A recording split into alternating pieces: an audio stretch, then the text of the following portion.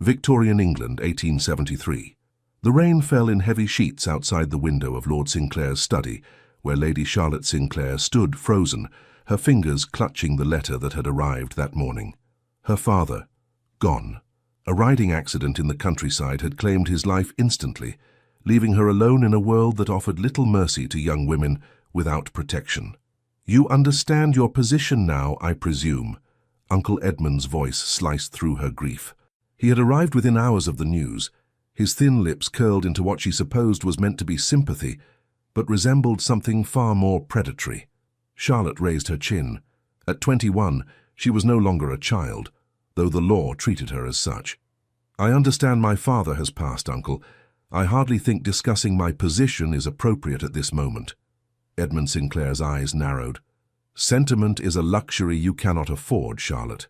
Your father's debts have left Rosewood practically insolvent. As your guardian, I have arranged a suitable match." "A match?" The words felt like ice in her veins. "Lord Barnaby has expressed interest. He's willing to overlook the financial situation." Charlotte paled. Lord Barnaby was nearly 60, with a reputation that made even the most hardened society matrons shudder. 3 wives already in the ground, each one younger than the last. "I will not marry Lord Barnaby," she said, her voice steady despite the fear crawling up her spine. Her uncle's hand came down hard on the desk. "You have no choice. The banns will be read next Sunday."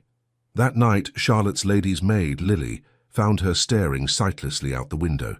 "There's talk, miss," Lily whispered, her eyes darting to the door. "The Duke of Greymont is seeking a wife. A practical arrangement, they say." "Alexander Hartley?" Charlotte frowned. The name conjured images of a remote figure, seldom seen in society since the mysterious death of his young wife 5 years prior. "What does that matter to me? He's powerful enough to stand against your uncle, miss. And they say he wants no love, no expectations, just a proper duchess to manage his household while he attends to his business affairs. A marriage in name only." Charlotte turned from the window. Hope, dangerous and fragile, flickered to life. 2 days later, Charlotte sat in the austere drawing-room of Hartley House in London, her back straight as a poker, as she faced the Duke of Greymont. Alexander Hartley was not what she had expected. Tall and broad-shouldered, with dark hair that fell across his forehead in an unruly manner that suggested he cared little for fashion. But it was his eyes that arrested her, deep blue, like the sea before a storm, and utterly, completely empty. "You understand what I'm offering, Lady Charlotte?" His voice was deep, cool, like water running over stone. "A business arrangement," she replied. "Protection from my uncle's schemes in exchange for my fulfilling the role of Duchess."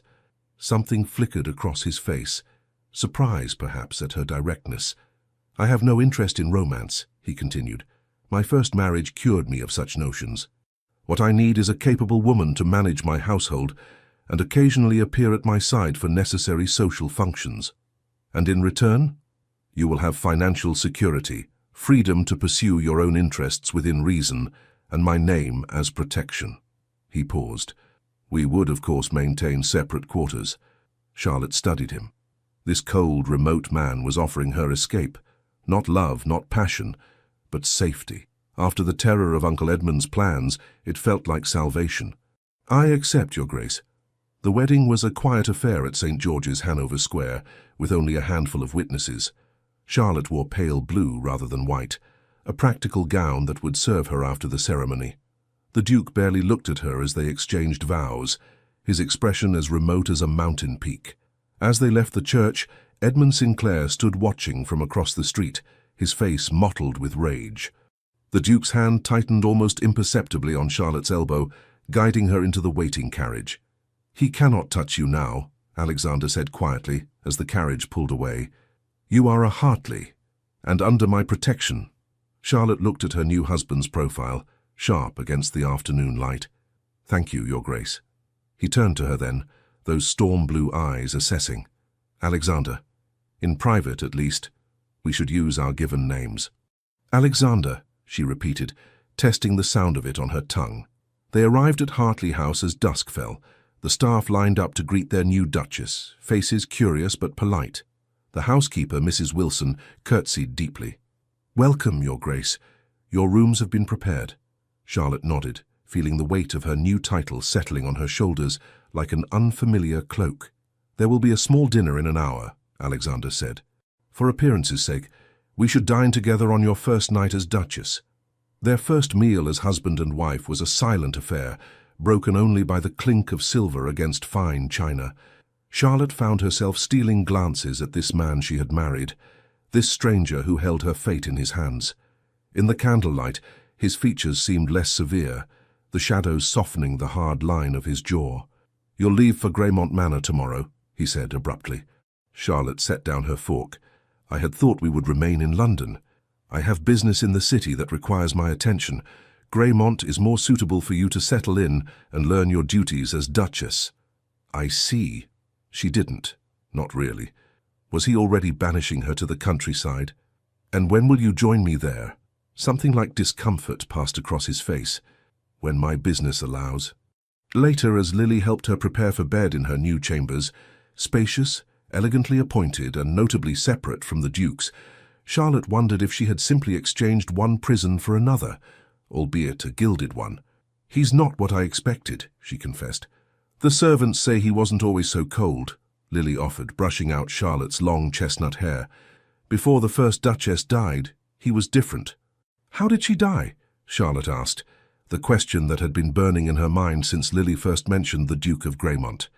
Lily's hands stilled. "They say she fell from the cliffs near Greymont Manor. An accident, officially. And unofficially? People talk, Your Grace. Some say she was unhappy. Others—" Lily bit her lip. "Others what?"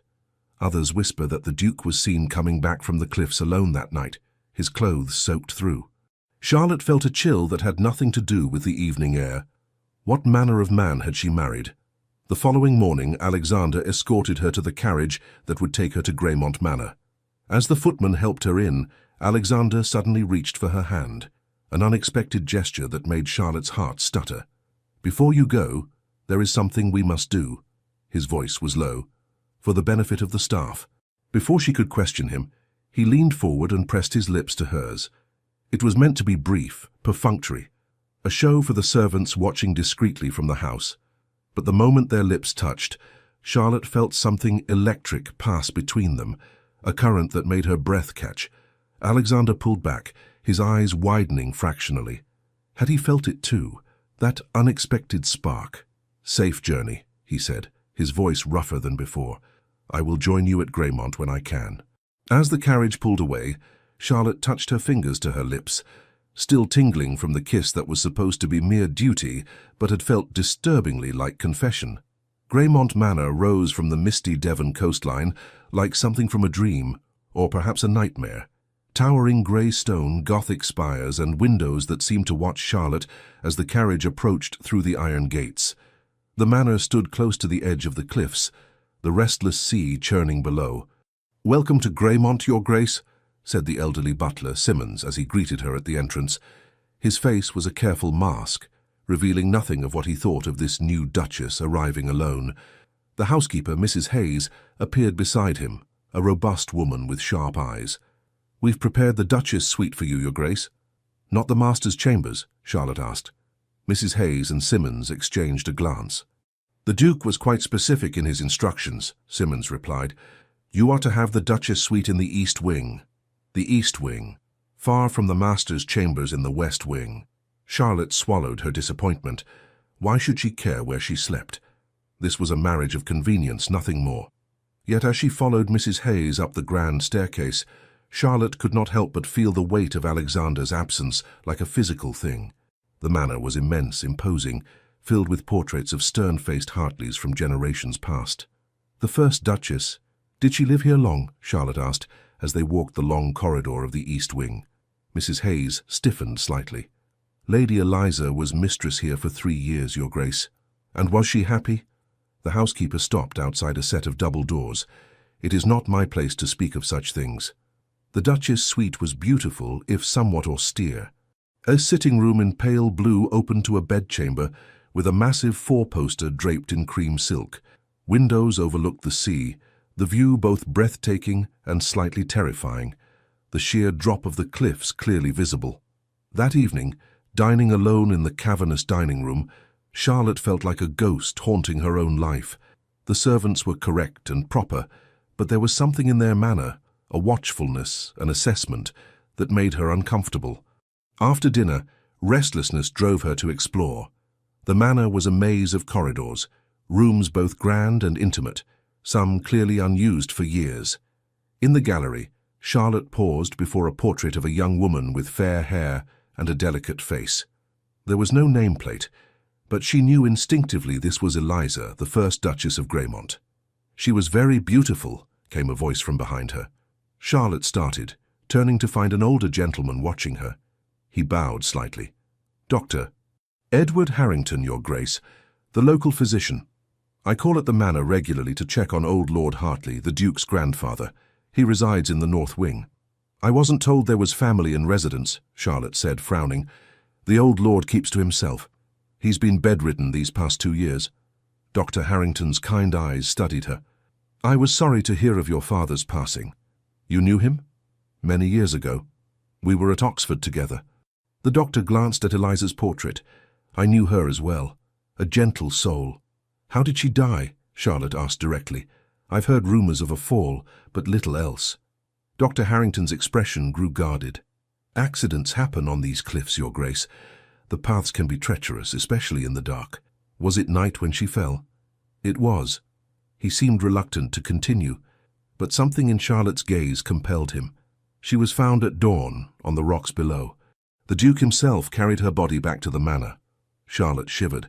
"Was there an investigation?" "The coroner ruled it death by misadventure. The Duchess had been known to walk the cliff path to clear her head. It was assumed she strayed too close to the edge in the darkness." Before Charlotte could ask more, Simmons appeared, his face disapproving. "Dr. Harrington, the old lord is asking for you." "Your Grace, a letter has arrived from London." In her chambers, Charlotte broke the Duke's seal with trembling fingers. "Charlotte, business keeps me in London longer than anticipated. I trust you are settling into Greymont and acquainting yourself with your duties. Mrs. Hayes and Simmons will guide you in household matters. There is something I must address. You may hear talk of Eliza. Disregard any gossip. Her death was a tragedy, but nothing more than an accident. The staff have been instructed not to speak of it, but country houses breed stories like damp breeds mold. I ask only that you respect the boundaries I have set. The West Wing, particularly my private study, is not to be entered. Old Lord Hartley in the North Wing is not to be disturbed except by Dr. Harrington or his nurse. I will join you when circumstances allow. Alexander." The letter left Charlotte more unsettled than before. Why specifically forbid her from seeing the old lord? And what was in the West Wing study that required such secrecy? Over the following days, Charlotte threw herself into learning the workings of Greymont. She reviewed household accounts with Mrs. Hayes, inspected the kitchens and began making subtle changes to the oppressively dark decor of the main rooms. If she was to be mistress here, even in name only, she would bring some light into this gloomy place. One afternoon, while walking the grounds, she came across the head gardener, MacGregor, an aged Scotsman with gnarled hands and knowing eyes. "You're braver than the last one, walking these paths alone," he commented, watching her from beneath bushy brows. "The last Duchess, you mean?" Charlotte asked. MacGregor nodded. "Lady Eliza. Afraid of heights, she was. Wouldn't go near the cliff edge." He glanced toward the sea, his expression troubled. "Made it all the stranger, her ending up down there. If she feared heights, why would she walk the cliff path at night? That's the question, isn't it? Never made sense to me." He studied Charlotte's face. "Be careful in this house, Your Grace. Old stones keep old secrets." That night, unable to sleep, Charlotte found herself drawn to the forbidden West Wing. The corridors were silent, the manor sleeping. The door to Alexander's study was locked, but a connecting door to an adjoining sitting room stood slightly ajar. Heart pounding, she slipped inside. Moonlight filtered through tall windows, casting the room in silver and shadow. It was a masculine space. Leather chairs, heavy oak furniture, shelves lined with books. A large desk dominated one wall, its surface neat and orderly. Charlotte moved cautiously, knowing she was trespassing but unable to resist. On the desk sat a small silver frame turned face down. She lifted it to find a portrait of Eliza, smiling brightly, her fair hair loose around her shoulders.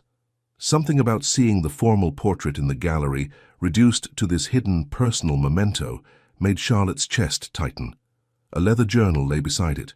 Before she could question the wisdom of her actions, Charlotte opened it. The handwriting was elegant, feminine. Eliza's diary. She flipped to the final entries, pulse racing. April 3, 1868. He watches me constantly. I cannot breathe in this house anymore. The walls close in with each passing day. I have written to father, begging to come home, but Alexander has intercepted my letters. He claims it is for my own good, that I am unwell, but I know what I saw that night in the study.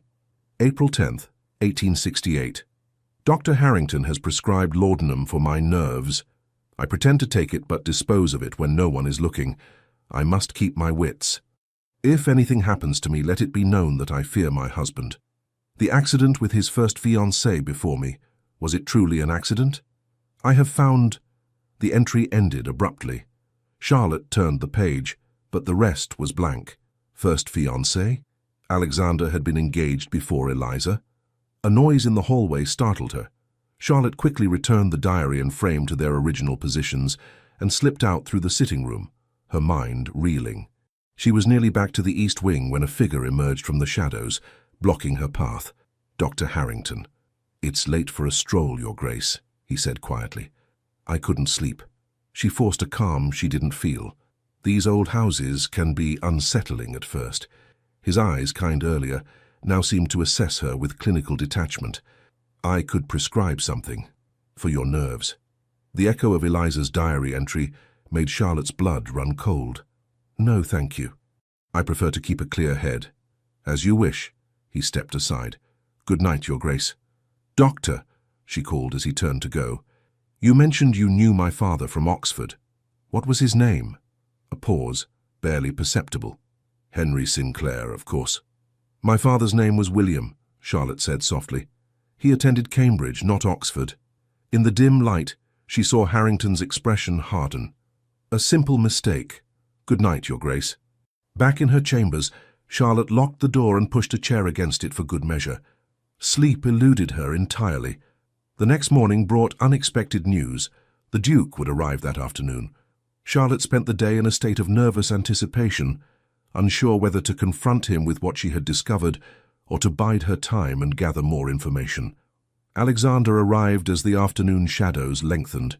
Charlotte received him in the drawing-room, dressed in a gown of deep burgundy that Lily had assured her brought out the auburn highlights in her chestnut hair. "You look well," Alexander said after a moment of silence. "Country air agrees with you." "Greymont is beautiful in its way," she replied carefully, though somewhat secretive. His eyes narrowed slightly. "Have you been exploring, Charlotte?" "Merely learning my new home." She met his gaze directly. "I've met Dr. Harrington. He claimed to know my father, though he couldn't recall his name correctly. Harrington is getting on in years, his memory fails him at times. And old Lord Hartley. I haven't been introduced. My grandfather is very ill. Visitors upset him." Alexander moved to the sideboard and poured himself a brandy. "I understand you've made some changes to the house." "Small ones, lightening some of the heavier draperies, bringing flowers in from the gardens." Charlotte watched him. "I hope you don't mind. It's your home now, too." He took a sip of his brandy. "Within the boundaries I've set." "About those boundaries," Charlotte chose her words carefully. "Might I ask why your study is forbidden to me? As your wife, albeit in name only, shouldn't I have access to the house in its entirety?" Alexander set down his glass with deliberate care. "Some spaces remain private, even between husband and wife, especially in an arrangement such as ours." "An arrangement," she repeated. "Yes, I suppose that's all it is." Something flickered in his eyes. Frustration? Regret? "It's what we agreed to, Charlotte." "Indeed." She stood, smoothing her skirts. "Will you be staying long?" "A few days. I have business in Plymouth as well." Dinner that evening was a tense affair. Alexander attempted conversation about London society, politics, books, safe topics that required no personal revelation. Charlotte responded politely, but could not shake the feeling that she was dining with a man wearing a carefully constructed mask. After the meal, rather than retiring immediately as she expected, Alexander suggested a walk in the gardens. The evening was mild, the moon casting silver light across the manicured lawns. "You've been quiet," he observed as they strolled along a gravel path. "I've been thinking," Charlotte replied, "about Eliza." Alexander stopped walking. "I asked you not to heed the gossip." "It wasn't gossip, it was her diary." His face went rigid. "You went into my study." "Yes." Charlotte lifted her chin. "And I found her journal. She was afraid, Alexander. She said you were watching her, intercepting her letters. She mentioned a previous fiancé, an accident. You had no right." His voice was low, dangerous. "As your wife, I had every right to know what kind of man I married." The words burst from her with unexpected force. "Did you kill her, Alexander? Is that why you keep everyone away from the West Wing? Why you've hidden yourself away from society these past 5 years?" In the moonlight, his face was a study in shadows. "Is that what you believe of me? That I am a murderer?" "I don't know what to believe," she whispered. "Tell me the truth." For a long moment he said nothing, his breathing harsh in the quiet garden. Then, "Come with me." He led her not to the West Wing, but toward the cliffs. Charlotte's heart hammered in her chest as they followed a narrow path that wound along the precipice. The sea crashed against the rocks far below, a constant, threatening roar. "This is where she fell," Alexander said finally, stopping at a point where the path curved dangerously close to the edge, or rather where she jumped. "Jumped?" Charlotte stared at him. "Eliza's diary said nothing about, because she didn't write it down." His voice was hollow. "Eliza was not well, Charlotte. She suffered from melancholia, delusions. She believed I was conspiring against her, that I had somehow caused harm to come to Constance, my first fiancée. What happened to Constance? Pneumonia. We were to be married in the spring of '65, but she fell ill in the winter and never recovered." His eyes were distant, lost in memory. "It was a conventional match, arranged by our families. I respected her, but there was no great passion between us. Her death was a tragedy, nothing more sinister." "And Eliza? You loved her?" Alexander's jaw tightened. "I thought I did. She was beautiful, vivacious, everything Constance was not. But after our marriage, she changed, became paranoid, erratic. The doctors called it nervous hysteria. She accused me of terrible things, poisoning her, conspiring with the staff to drive her mad. Why would she think that? Because of the child." Charlotte felt as though the ground had shifted beneath her feet. "Child? Eliza was with child when she died." Alexander's voice broke slightly. "She had lost 2 pregnancies before. The doctors warned her a third might be dangerous, but she was determined. When she began to show signs of the same complications, I insisted she rest, take the medicines Dr. Harrington prescribed. She became convinced I was trying to harm the baby." "Was Dr. Harrington treating her?" "Yes. He's been the family physician for decades." Charlotte frowned. "He lied about knowing my father." "What?" "When we met, he claimed to know my father from Oxford. When I questioned him, he couldn't recall my father's name correctly." Alexander ran a hand through his hair, a gesture of frustration. "Harrington has his peculiarities, but he's a good doctor. He tried to help Eliza. And the night she died, we argued." Alexander turned away, facing the sea. "She accused me of replacing her medicine with poison. She was hysterical, threatened to expose me as a murderer. I tried to calm her, but she fled the house. By the time I realized she had gone toward the cliffs, it was too late." His voice grew so quiet, Charlotte had to strain to hear him. "I saw her standing at the edge. I called out to her, but she just looked at me with such emptiness. Then she stepped forward into the air." Charlotte felt tears stinging her eyes. "You couldn't have saved her." "Couldn't I?" He turned back to her, his face ravaged by grief and guilt. "If I had been more patient, more understanding of her fears, if I had insisted she see a different doctor, one from London perhaps, who might have treated her condition differently. You can't know that would have changed anything." "No, but the not knowing has haunted me these 5 years." He looked down at the rocks below. "I carried her body back up that morning, her and our unborn child. The servants saw me, clothes soaked with seawater and her blood. The rumors began immediately." Charlotte reached out, touching his arm. "Is that why you isolated yourself? Why you sought a marriage in name only? Because you blame yourself? Alexander did not pull away from her touch. I blamed myself, yes, and I vowed never to risk such pain again, either for myself or for another woman foolish enough to love me. But our arrangement, it protects me too, Charlotte said softly. You've given me safety, security. Yes? His eyes, when they met hers, held a strange mix of emotions. That was my intention. Later that night, Charlotte lay awake replaying their conversation. She believed Alexander's account of Eliza's death. The raw pain in his voice could not have been feigned. Yet something still felt unresolved, a piece of the puzzle missing. Why had Dr. Harrington lied about knowing her father? And what of old Lord Hartley, sequestered in the north wing? The house seemed full of half-truths and secrets. As dawn broke, Charlotte made a decision. She would visit the old lord, boundaries or no. If Alexander truly had nothing to hide, he would forgive her this one transgression.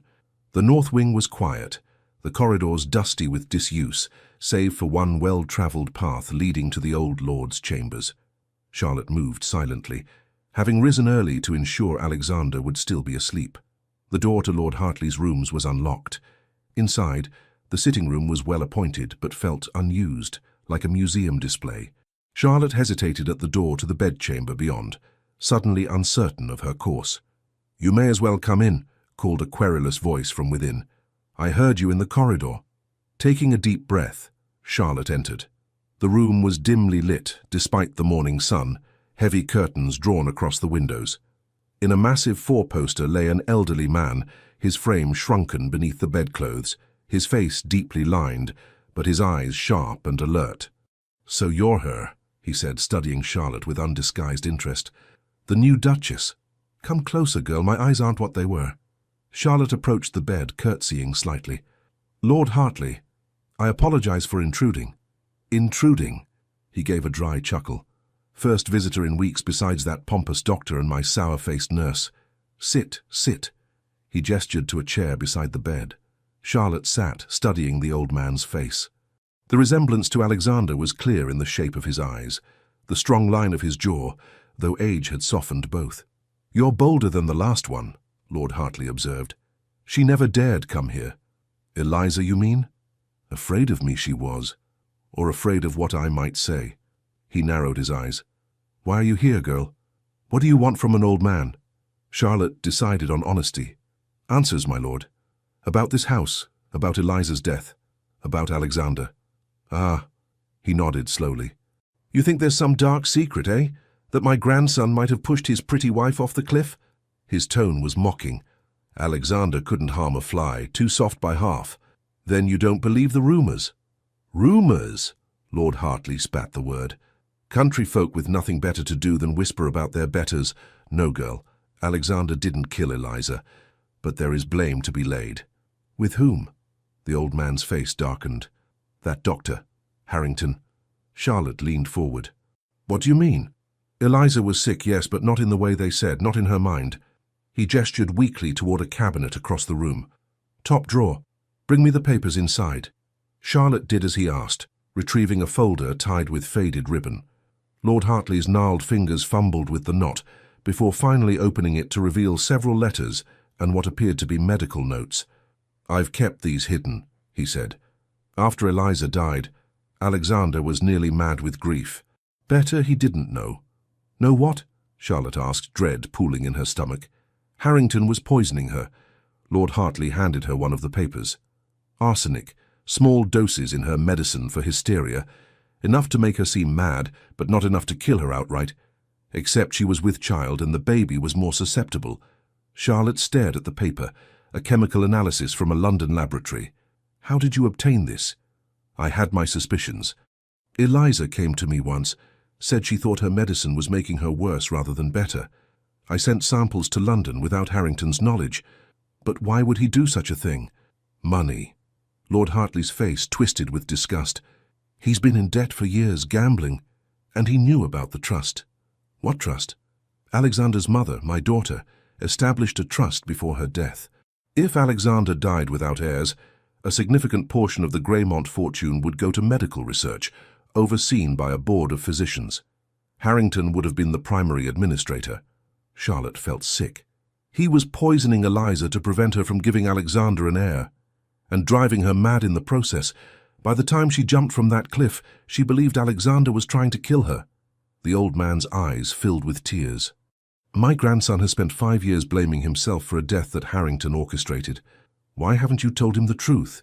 Because he would kill Harrington and hang for it. Lord Hartley gripped her wrist with surprising strength. I've been gathering evidence slowly, carefully, but I'm dying, girl. I won't see justice done. But I will, Charlotte said, a fierce determination taking hold. We need proof that will stand in court. These tests show arsenic, but don't directly implicate Harrington. Check his records, Lord Hartley suggested. He keeps detailed notes on all his patients. And speak to McGregor. He saw something the night Eliza died, something he's never told anyone but me. The sound of footsteps in the corridor interrupted them. Charlotte quickly gathered the papers and returned them to the drawer as the door opened to reveal the very man they had been discussing. D'Astuisseau. Harrington froze in the doorway, his eyes darting between Charlotte and the old lord. Your Grace, this is unexpected. I wish to meet my husband's grandfather, Charlotte said, rising from her seat. We've had a lovely chat.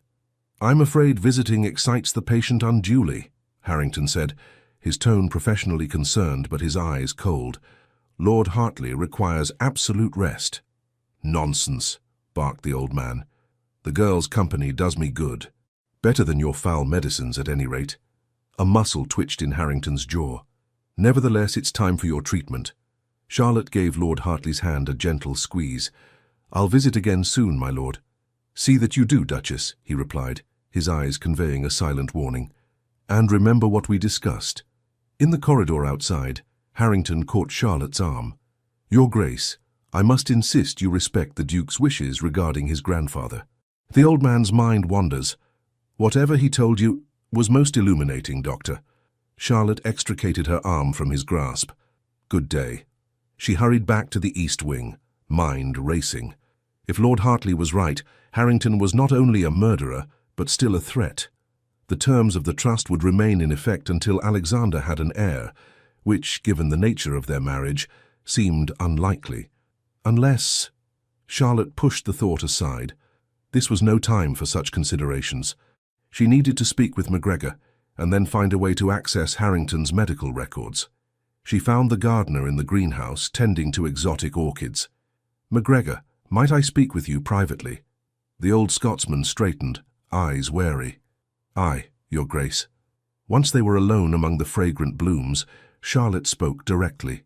Lord Hartley says you saw something the night Lady Eliza died, something you've never spoken of except to him. McGregor paled. His lordship should not have told you that. But he did, and now I need to know what you saw. The gardener's weathered hands trembled slightly as he turned back to his plants. I couldn't sleep that night. My joints pain me when rain's coming. I was walking near the cliff path smoking my pipe when I heard voices. Voices? More than one? He nodded. The Duchess, certainly. She was distraught, speaking wildly. And a man. Alexander? No, Your Grace. The Duke was calling her name from the house. This was another voice closer to her on the path. Dr. Harrington, Charlotte whispered. I didn't see his face clear, McGregor said carefully, but I heard him say, It's better this way, Eliza. You're not well, you never will be well. And then, he swallowed hard. Then there was a scream and silence. You think he pushed her? Or convinced her to jump? I'll never know. I was too far away. Shame crossed his features. I should have come forward at the time, but I was afraid. The doctor is a powerful man in these parts. Powerful enough to arrange an accident for an inconvenient witness, Charlotte agreed grimly. Thank you for telling me now, McGregor. You've been braver than you know. Back at the house, Charlotte was surprised to find Alexander waiting for her in the drawing room, his face stormy. You visited my grandfather, he said without preamble, after I explicitly asked you not to. Charlotte lifted her chin. Yes. Why? Alexander paced before the fireplace. Was my account of events not enough? Do you still believe me capable of— No, she interrupted. I believe you completely, Alexander. That's why I went to see him. He stopped pacing, studying her face. What do you mean? I wanted to understand what happened to Eliza. Not because I suspected you, but because something about this house, about Dr. Harrington, felt wrong. She stepped closer. Your grandfather had much to say on the matter.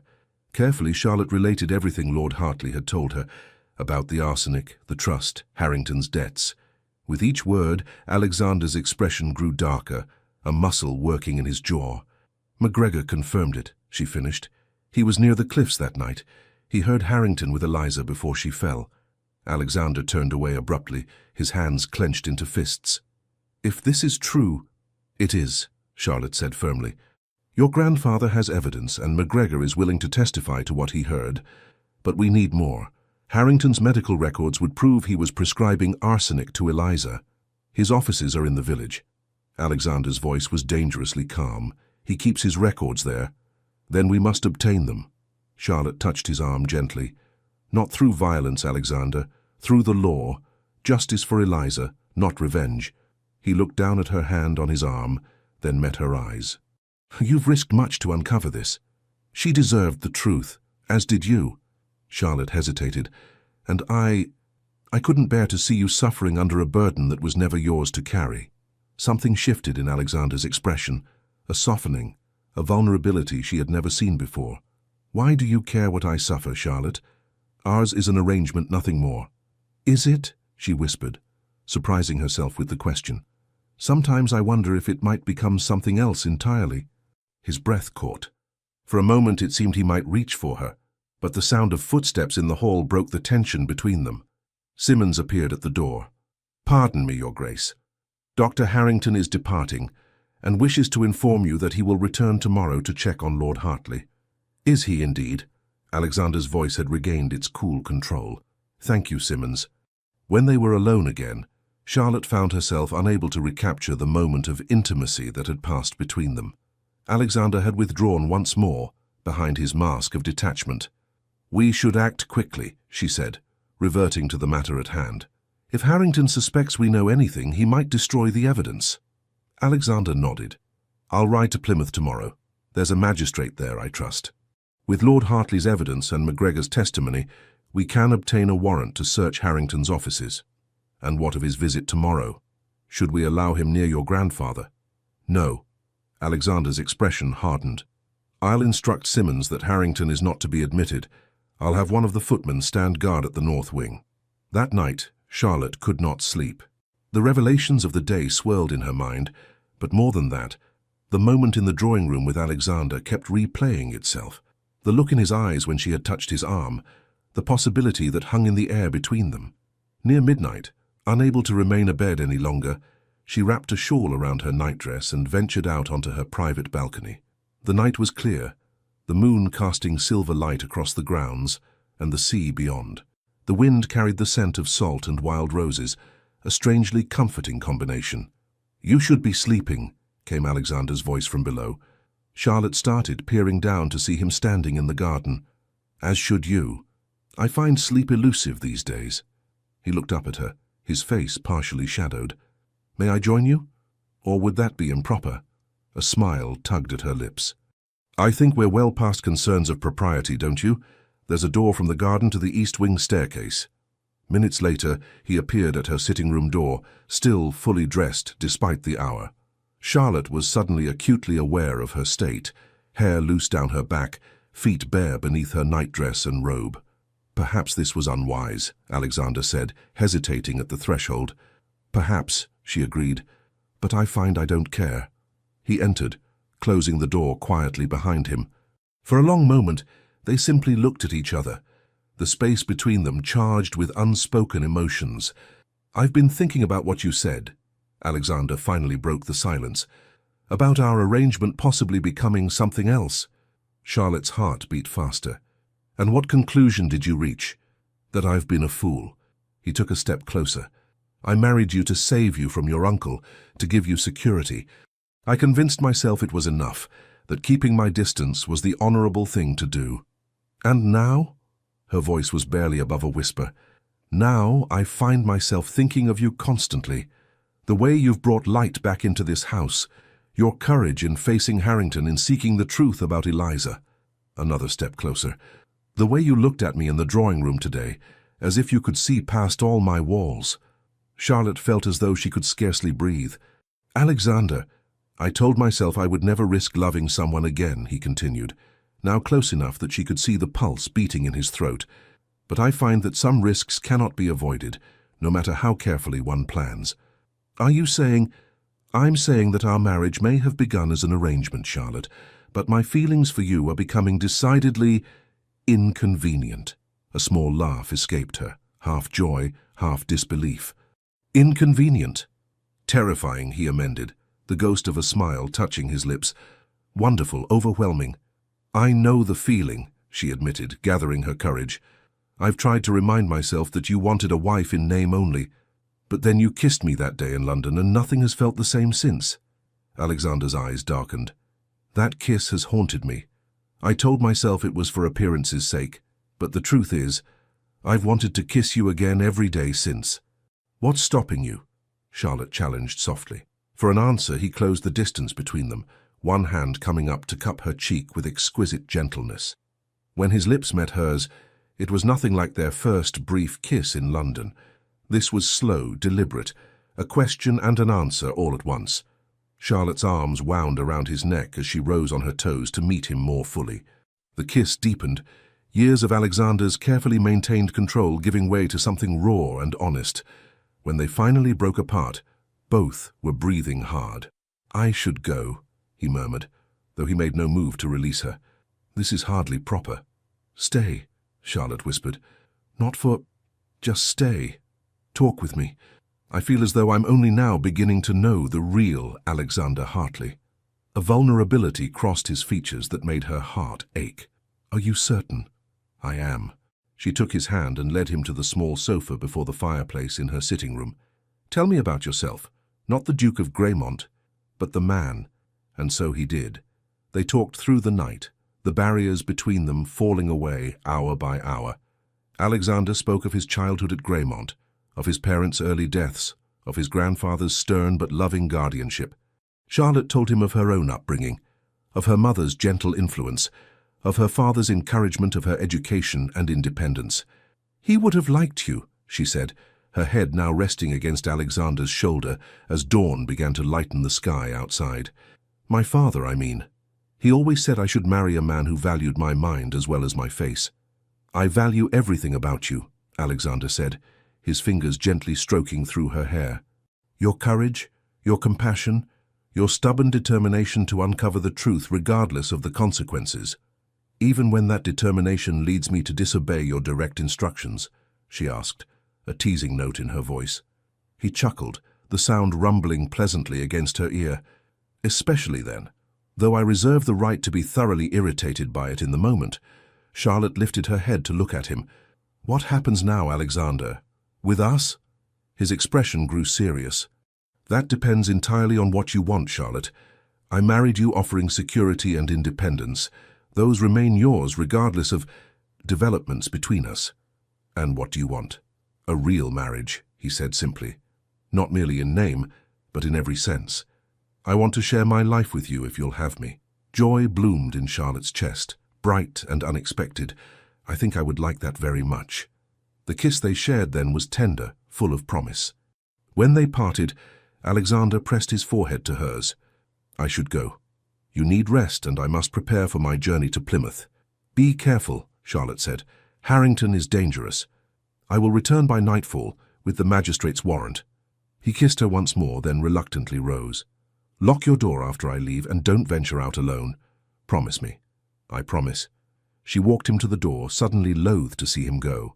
Alexander, I think I may be falling in love with you.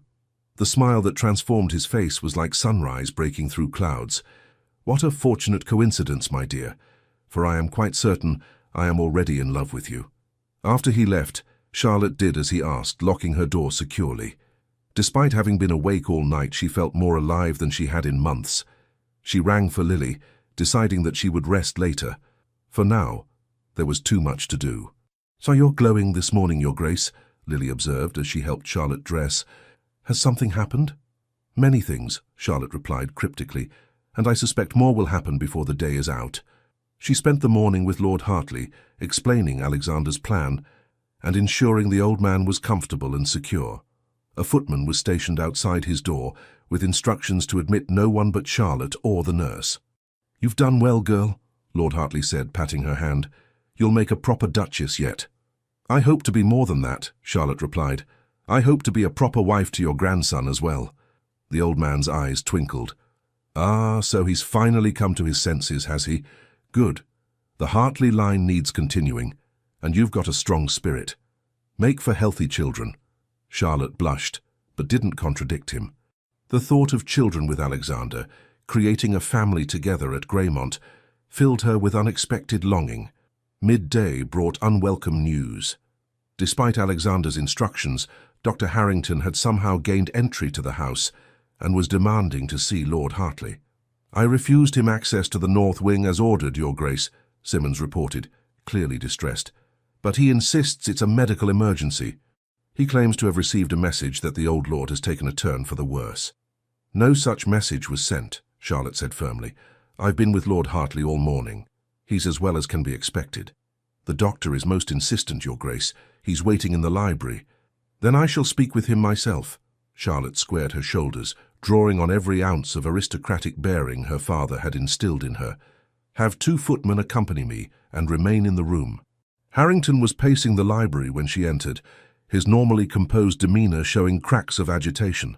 He turned as Charlotte approached, offering a stiff bow. "Your Grace, I must insist on seeing Lord Hartley immediately. I have reason to believe he may have suffered an apoplectic fit." "How curious," Charlotte replied coolly. "I was with Lord Hartley not half an hour ago, and he was perfectly lucid. Who gave you this information, Doctor?" Harrington's eyes narrowed slightly. "A messenger brought word to my office." "How strange that this messenger didn't alert anyone else in the household, particularly as the Duke left specific instructions that you were not to be admitted during his absence." "Did he indeed?" Harrington's tone hardened. "May I ask why?" "I think you know why, Doctor." Charlotte held his gaze steadily. "Just as you know there was no messenger, no apoplectic fit.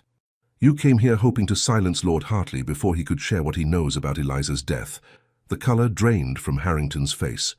"I don't know what the old man has been telling you, Your Grace, but his mind is failing. Whatever accusations are supported by evidence," Charlotte interrupted.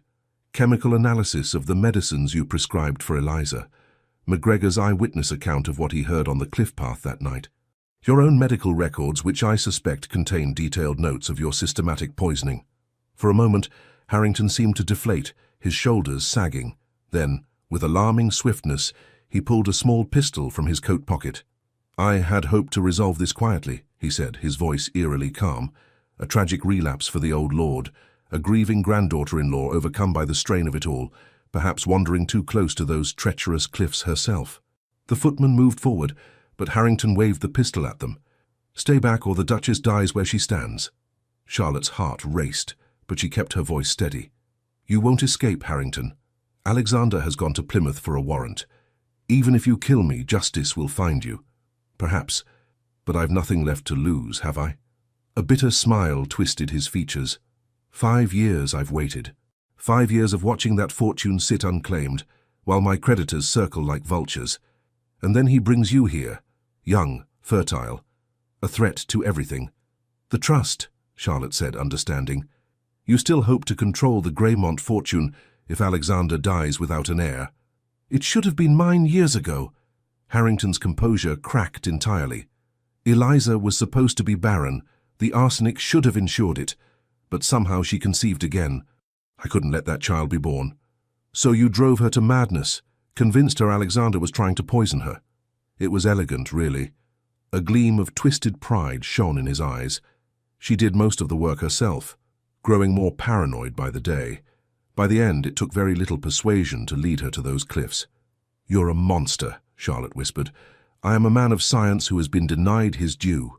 He gestured with the pistol toward the door. "Now we're going for a walk to the cliffs. Don't try to alert anyone or I'll shoot you here and claim self-defense." A duchess gone mad, just like her predecessor. Charlotte's mind raced.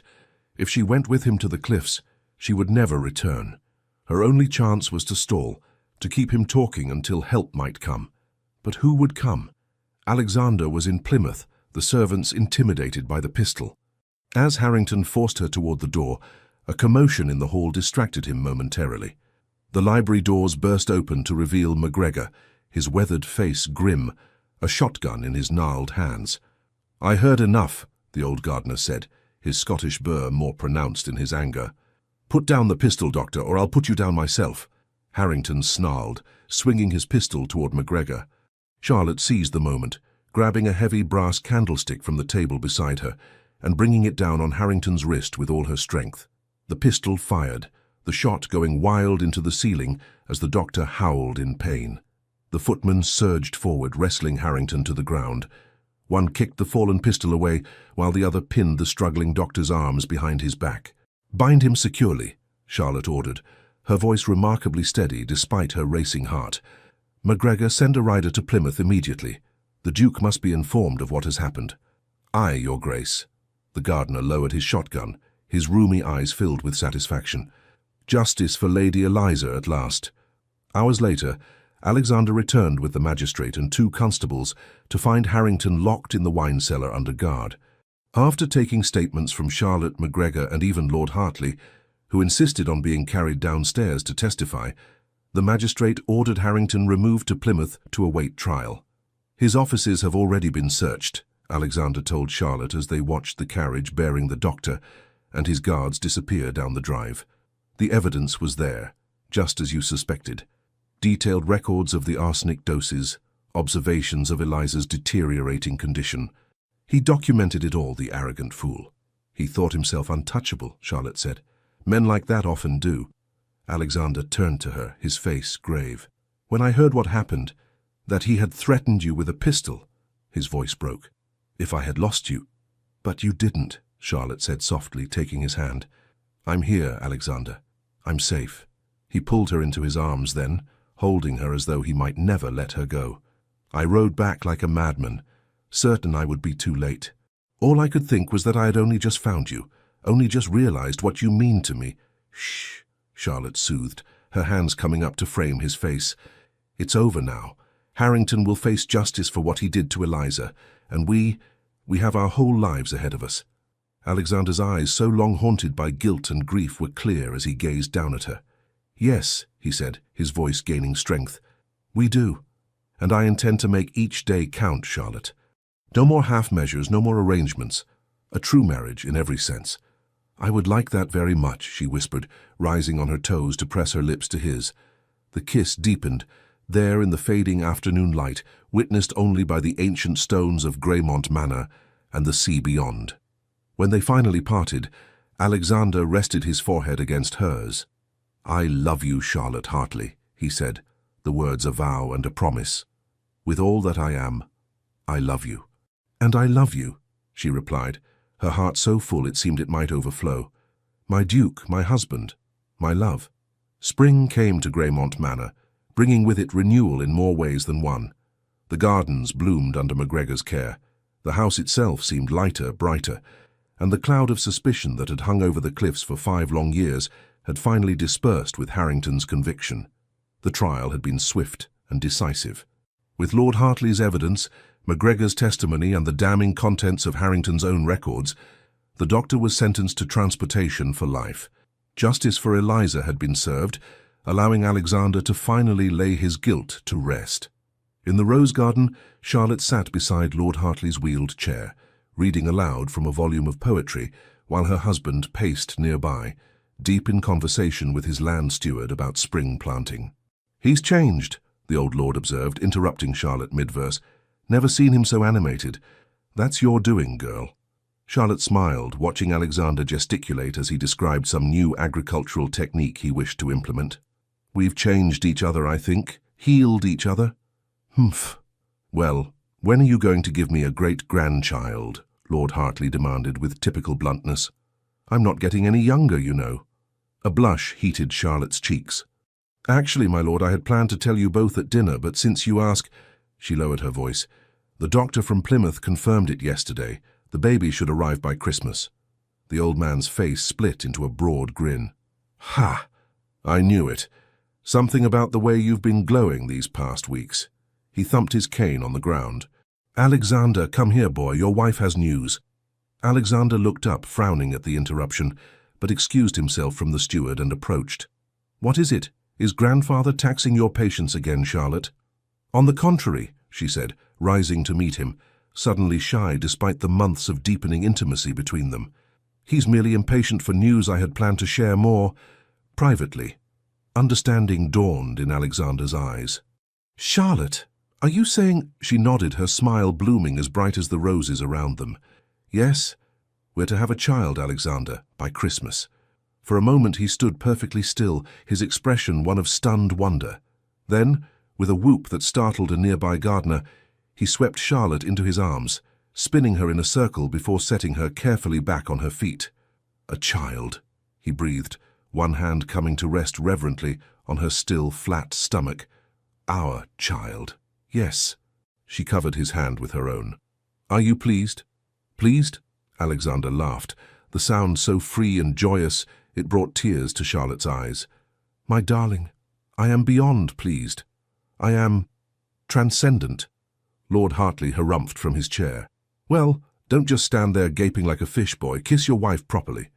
Alexander did just that, heedless of the servants pretending not to watch or his grandfather's approving nods.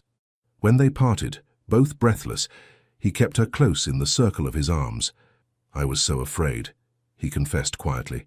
"After what happened with Eliza, the thought of you carrying our child, I feared history might repeat itself." "It won't," Charlotte said firmly. "Harrington is gone, and I am not Eliza, Alexander. I'm stronger than you think." "Oh, I know exactly how strong you are." His eyes were tender as they traced her features. "You saved me, Charlotte. From my guilt, from my solitude, from a half-life of arrangements and duty without joy." "We saved each other," she corrected. "I came to Greymont seeking safety, but I found so much more. I found home. I found love." As the summer progressed, Greymont Manor continued its transformation. Charlotte, despite her advancing pregnancy, threw herself into preparations for the child. The nursery in the West Wing, long closed off, was opened, aired, and refurbished. Alexander insisted on personally overseeing every detail, from the selection of the safest cradle to the hiring of a nurse with impeccable references. "You're hovering again," Charlotte teased one afternoon, as he fussed over whether she was sitting in the most comfortable chair in the library. "I'm attending to my wife's needs," he corrected with dignity. "There's a difference." She pulled him down for a kiss. "You're hovering, but I find I don't mind it nearly as much as I should." Alexander rested his hand on the swell of her belly, where their child had recently begun to make its presence known, with fluttering kicks. "Can you blame me for wanting to protect you both?" "No," she said softly. "Just as I hope you don't blame me for insisting on living fully despite your protective instincts. I refuse to be treated as fragile, Alexander." "Heaven forbid," he murmured, smiling against her hair. The woman who faced down a murderer with nothing but a brass candlestick could never be described as fragile. The arrival of a letter from London in late summer brought unexpected news. Charlotte found Alexander in his study, no longer forbidden to her but rather their shared sanctuary, frowning over the correspondence. "What is it?" she asked, noting his troubled expression. "It's from your uncle," Alexander said, handing her the letter. "Edmund Sinclair has died." Charlotte scanned the formal notification. Edmund had succumbed to apoplexy after a particularly vigorous night of gambling and drinking. There was to be a small funeral in London, and as his only living relative, Charlotte's presence was requested. "How do you feel?" Alexander asked gently when she looked up. "I'm not sure," she admitted. "He was not kind to me, yet he was my father's brother. I should feel something, shouldn't I?" "There's no should in grief or its absence," Alexander said, drawing her into his arms. "Whatever you feel is valid, Charlotte." She rested her head against his chest, taking comfort in the steady beat of his heart. "I think I feel pity more than anything. He lived such a narrow life, focused only on money and position. He never knew love, not really." "Unlike us," Alexander murmured, pressing a kiss to the top of her head. "Do you wish to attend the funeral?" Charlotte considered this. "Yes, I think I do, not for him, but for my father, and perhaps for myself as well, to close that chapter completely." "Then we shall go to London," Alexander decided, "though we'll stay only as long as necessary. I want you back at Greymont well before the baby comes." The journey to London was made in easy stages, with frequent stops to ensure Charlotte's comfort. The city was in the midst of the late summer season, the parks lush with greenery, the streets busy with society attempting to escape the heat. The funeral itself was sparsely attended. A few creditors come to assess their chances of repayment, some distant connections of the Sinclair family, and a handful of Edmund's gambling companions. As the service concluded, Charlotte placed a single white rose on the casket. "Goodbye, Uncle," she murmured. "I hope you find peace." As they turned to leave the churchyard, Charlotte noticed a familiar face among the departing mourners, Lord Barnaby, the man her uncle had once intended her to marry. Now, stooped and red-faced, he caught her eye and gave a curt nod before hurrying away. "Was that—" Alexander began, his arm tightening around her waist. "Yes," Charlotte said. "The man who might have been my husband, had fate not intervened." Alexander's expression darkened. "I should thank fate then, every day of my life." Charlotte smiled up at him. "As should I. Though I think we made our own fate, you and I." "Indeed we did," he agreed, his face softening as he looked at her, "and continue to do so." Their return to Greymont coincided with the harvest, the estate bustling with activity as crops were gathered and stored for winter. Lord Hartley, whose health had improved markedly over the summer, took to sitting on the terrace to oversee the work, offering gruff advice and criticism in equal measure. "He's like a different man," Alexander observed one evening as they watched the old lord holding court among the estate workers, regaling them with tales of harvests past. "I haven't seen him this engaged with life in years." "He has something to live for now," Charlotte said. "The promise of a future for Greymont, for the Hartley line." Alexander drew her against his side. "Speaking of which, have you given any thought to names for our child?" "I have," she admitted. "If it's a boy, I thought perhaps William after my father." "William Hartley," Alexander tested the name. "It has a noble ring to it. And if we have a daughter?" Charlotte hesitated. "I've been thinking, perhaps Eliza." Alexander stilled beside her. "Eliza?" "To honor her memory," Charlotte explained softly. "To acknowledge that her life mattered, that she deserved better than what happened to her. But if it's too painful for you—" "No," Alexander interrupted, his voice thick with emotion. "It's perfect, Charlotte.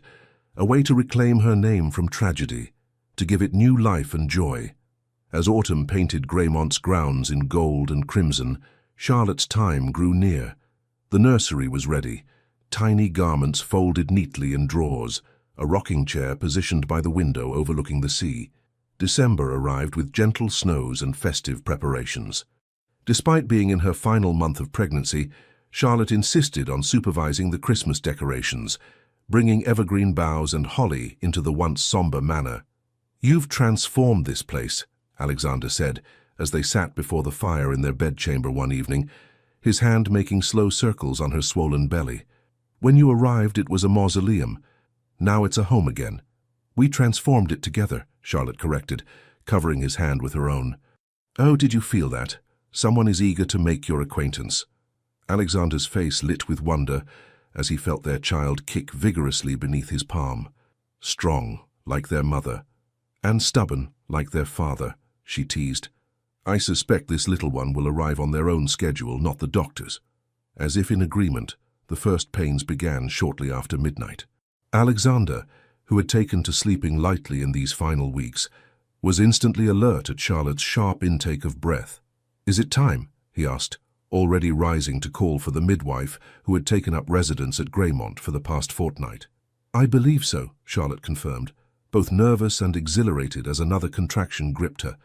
"Our child is coming, Alexander." What followed were hours of labor that tested Charlotte's endurance to its limits. Alexander refused to be banished to the traditional male domain of pacing the hall, instead remaining firmly by her side, supporting her through each wave of pain, whispering encouragements, wiping her brow with cool cloths. "You're doing beautifully," he told her, as dawn broke over the horizon, casting golden light across their chamber. "You're the strongest person I've ever known, Charlotte Hartley." "I don't feel very strong at the moment," she gasped, gripping his hand hard enough to whiten his knuckles. "Then borrow my strength," he said simply. "I have enough for both of us." As morning gave way to afternoon, the midwife announced that the time had come. 3 more mighty efforts, and their child entered the world with a lusty cry that brought tears to Alexander's eyes. "A daughter," the midwife announced, placing the tiny red-faced infant on Charlotte's chest. "A perfect little girl." "Eliza," Charlotte whispered, gazing down at their daughter in awe. "Hello, my darling. We've been waiting for you." Alexander knelt beside the bed, one finger gently stroking the baby's velvet cheek. "She's magnificent," he breathed, "just like her mother." Later, after Charlotte and little Eliza had been bathed and settled, Alexander brought Lord Hartley to meet his great-granddaughter. The old man, usually so gruff, wept openly as he held the tiny bundle. "The Hartley line continues," he said, his voice rough with emotion, and finer than ever it was before. As twilight fell, Alexander sat on the edge of the bed beside Charlotte, their daughter sleeping peacefully in her arms. Outside, snow began to fall gently, dusting Greymont's grounds in pristine white. "Are you happy, Charlotte?" Alexander asked, his voice soft in the quiet room. She looked up at him. This man who had entered her life as a stranger, become her protector, her partner, and finally, the great love of her life. "Completely," she answered truthfully. "Are you?" "More than I ever thought possible." He bent to kiss her, then their daughter's downy head. "When you first came to Greymont, I offered you a contract of convenience, but what you gave me in return was a life of purpose, of joy." His voice broke slightly. "Of love." "Love," Charlotte echoed, smiling up at him. "The one thing neither of us expected to find, yet the only thing that truly matters in the end." As night settled over Greymont Manor, the little family remained together, safe in the warmth of their chamber, while winter claimed the world outside. The house that had once known such darkness and tragedy now glowed with light and life, its shadows banished by the love that had bloomed between a duke seeking redemption and a lady seeking safety. What they had found instead was each other, and in that discovery both had found home. The end. Dear listener, some houses hold secrets, some hearts do too, but even the oldest walls can learn to echo with laughter again. Tonight, as the story of Charlotte and Alexander lingers in your mind, perhaps you recognize something not just in their sorrow, but in their resilience. Perhaps your life too has known long winters, heavy silences, rooms that once echoed with memories now softened by time. But hear this, and let it settle deep within you. You are not a chapter that's ending. You are a library of survival, and your presence, your mere being, carries more meaning than you may ever fully know. You don't need to chase joy like you once did. At your age, joy knows where to find you. It comes in a memory that surprises you with warmth, in a familiar song on a quiet afternoon, in the way someone says your name, softly, reverently, as if touching history. Let the night embrace you now, not as someone growing old, but as someone who has grown whole. May sleep be deep, may peace be proud, and may you awaken tomorrow not to a world that's slipping away, but to one that is still, even now, reaching toward you with gentle hands. With our deepest gratitude and love. The Legends of the Fall Team. Thank you so much for staying with us until the end. We hope this story wrapped around your heart like a warm shawl on a cold day, reminding you that even in the darkest corners of life, love and truth can still bloom. If you enjoyed this journey, please subscribe, like, comment, and share this video. Your support from the bottom of our hearts keeps us inspired to bring you more stories filled with love, redemption, and unforgettable twists. At the end of this video, you'll see a suggestion for another story from our channel. Click and let yourself be surprised by more moving tales just like this one. With all our gratitude, the Legends of the Fall Team.